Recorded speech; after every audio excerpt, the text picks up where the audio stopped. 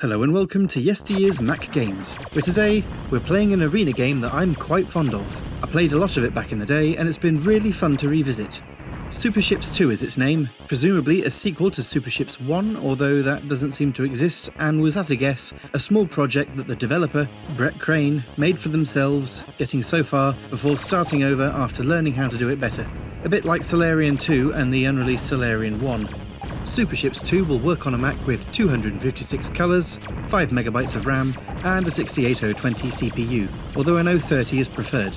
Older machines do run it a little slower than those equipped with an 040 and beyond, but it's still perfectly playable on them. The version I first encountered back in the day on a Mac format had versions for Macs with and without FPUs, which is quite interesting. Games seldom make use of an old Mac's FPU, so my best guess here is due to the ships all being vector shapes, shifting them around the screen involved a heap of calculations that resulted in performance benefits when handed off to the maths coprocessor. Two local players can face off against each other in this space arena, along with up to 6 AIs for a rather chaotic total of 8 ships, which are all super. A full arena results in so many sounds that the game queues them up and continues playing through them well after the round has finished. Players have a standard gun and one of numerous special weapons or capabilities. The number of standard guns and their power differs between ships, along with health, acceleration and turn speed. So some of the stock ships whiz around and get themselves destroyed quite quickly, which is rather entertaining to watch, while some are more appropriately balanced with a useful special and will thus have a higher chance of winning. One in particular has a self-destruct as a special weapon which certainly isn't going to win any rounds, but is quite fun to prat around with. Other favourite loadouts of mine include the flamethrower, which while short in range is very effective, and proximity mines, which due to the fairly compact play area manages to hit a lot more crafts than in pretty much any other game that's ever had mines implemented in it. They're usually quite useless. Players will generally do a lot better than the same ship in the hands of an AI, which picks one target at random and chases it around shooting mindlessly until it's destroyed, before randomly picking the next. This often sees them damaging themselves by flying straight into asteroids or the paths of other ships. The two human players can be a little more tactful, holding back for a chaotic scene to resolve or putting another ship between themselves and an aggressor. There are also resupply goodies that come out of destroyed asteroids that fully restore either health or special weapon ammo. The hyperfixated AIs completely ignore these, although they're not the easiest for players to grab either, particularly in a slower ship. So that's about all there is to the arena gameplay. I should point out that there are quite a few other small shareware titles like this that are all a wee bit flashier in one way or another. Alien Attack has some nice pre-rendered sprites and power-ups that anyone can grab.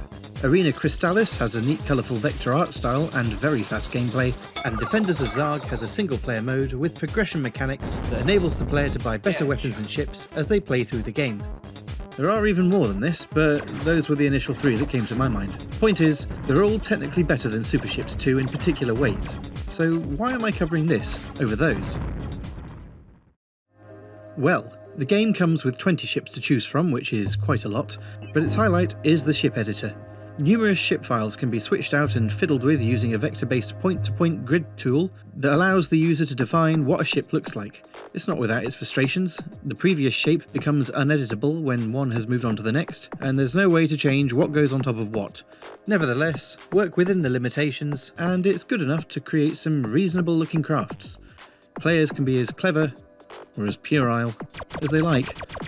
I've not found any other user-made ship files anywhere myself, although the documentation does allude to some having been available back in the day, that being roughly 1995. Do a search for super ships, says the README. On what it doesn't say. A BBS? Lycos? The cable drawer? Oh, here's one. Admittedly, making a full page of 20 takes a good chunk of time and certainly isn't engaging enough to do it in one sitting. I had all sorts of half-filled ship files on various machines, and it's a bit of a shame I couldn't consolidate them into one file. When it comes to designing stuff here, a key point I'll make is that simpler usually means better, and not just because it's quicker to make. A complicated design isn't going to scale down especially well, and certainly won't maintain its details when rotated. Once a design has been settled on, focus can be shifted to speccing out the ship's capabilities. Shields, top speed and acceleration all have sliders which use up points as they're dragged to the right. It starts at 80, but that's more of a suggestion than a limit. Multiple guns can be placed on the craft and their power adjusted, and a special weapon can also be picked. There's one called More Points, which essentially means no special weapon, but allows more to be spent on the rest of the stats without it being classified as overpowered. The standard set of ships does include one overspec craft, which can be ganged up upon using the definable teams and played as a sort of boss fight.